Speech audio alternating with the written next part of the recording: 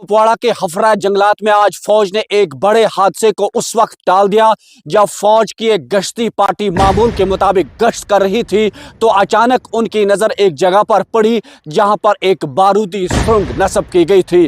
تو فوری طور پر بم ڈسپوزل اسکواڈ وہاں پر تشکیل دیا گیا اور سونگنے والے کتوں کو بھی وہاں پر پہنچا دیا گیا اور فوری طور پر بم ڈسپوزل اسکواڈ نے اسے ناکارہ بنا دیا اور ایک دھماکے کے ساتھ اس بارودی سرنگ کو اڑا دیا گیا۔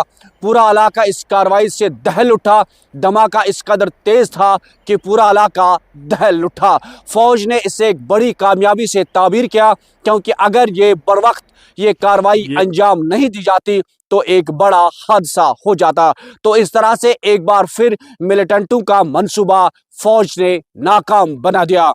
فوج پوری طرح سے الرٹ ہے اور ہر آنے والے شخص پر نظر رہتی ہے کیونکہ گزشتہ روز یہاں پر وزیر داخلہ کا دورہ تھا تو فوج اور پولیس پورے کپواڑہ ضلع میں لائن آف کنٹرول سے لے کر گاؤں دیہات تک الرٹ تھی اور اسی کی وجہ سے آج جو ہی فوج کی گشتی پارٹی معمول کے مطابق ہفرہ کے جنگلات میں گشت کر رہی تھی تو وہاں پر انہوں نے ایک بارودی سرنگ کو پایا اور اسے ایک دھماکے کے ساتھ اڑا لیا گیا اور ناکارہ بنا دیا گیا۔ نیٹ ورک 18 کے لیے لائن آف کنٹرول کے ہفرہ جنگلات سے میں یحییٰ سلطان۔